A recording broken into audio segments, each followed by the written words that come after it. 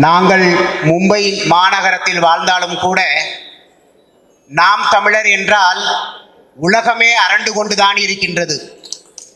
ஏனென்றால் அடுத்து என்ன செய்ய போகின்றார்கள், எந்த கட்டத்தை நோக்கி இவர்கள் நகர்கின்றார்கள் என்ற ஒரு உள்நோக்கம்தான் ஓடிக்கொண்டிருக்கின்றது.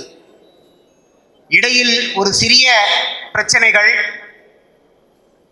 தலைவரின் மகள் துவாரகா அவர்கள் வந்துவிட்டார் என்று ஒரு பிரச்சனைகள் வந்திருக்கும் பொழுது மும்பையில் உள்ள உளவுத்துறை அமைப்புகள் வந்து என்னிடத்தில் சில கேள்விகளை கேட்டார்கள்.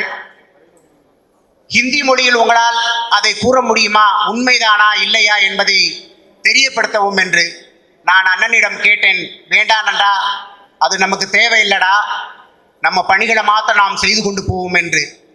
அப்படி ஒவ்வொரு நகர்வுகளையும் உத்து நோக்கி கொண்டிருக்கிறார்கள், நாம் என்ன செய்ய போகின்றோம் என்று.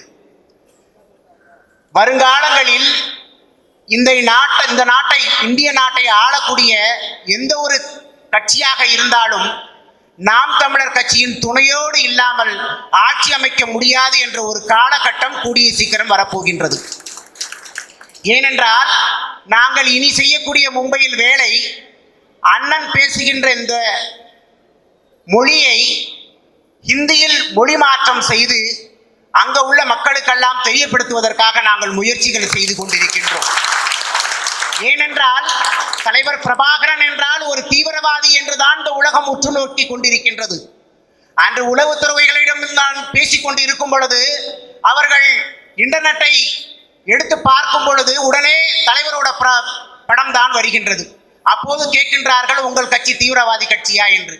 ஆனால் இதுவரை மாற்றுமொழிக்காரர்களுக்கே தெரியவில்லை தலைவரின் வரலாறு என்ன, தலைவர் என்ன செய்து கொண்டு இருந்தார், எதற்காக போராடினார் என்று. அப்பொழுதுதான் உயர் அதிகாரியிடம் நான் கேட்டேன், ஐயா அந்த முகத்தை பார்த்திருக்கின்றீர்கள், இந்த முகத்தை வைத்துக்கொண்டு இந்திய நாட்டில் எத்தனை இடத்தில் குண்டுவெடிப்பு நடந்திருக்கின்றது, கலவரங்கள் நடந்திருக்கிறது என்று சொல்லுங்கள் என்று. அவரால் ஒன்றும் பேச முடியவில்லை.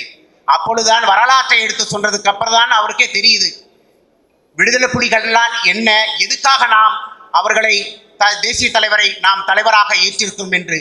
அதனால் அன்பு உறவுகளே, நாம் சாதாரண மக்கள் அல்ல, அண்ணன் செந்தமிழன் சீமானோடு ஒன்றிணைந்து இந்த உலகத்துக்கே வழிகாட்டியாக நாம் நடந்து கொண்டிருக்கின்றோம். அதனால் நமக்குள் விருப்பு வெறுப்பு இல்லாமல் ஒற்றுமையோடு இந்த கட்சியை நாம் மிகப்பெரிய அளவுக்கு கொண்டு போய் கூடிய சட்டமன்ற தேர்தல்களில் நாம் ஒன்றோடு ஒன்றாக இணைந்து ஒற்றுமையாக இணைந்து வெற்றி பெற்று நாம் இலக்கை அடைவோம் என்று கூறிக்கொண்டு விடைபெறுகிறேன். வாய்ப்பளித்ததுக்கு நன்றி. வணக்கம். நாம் தமிழர்.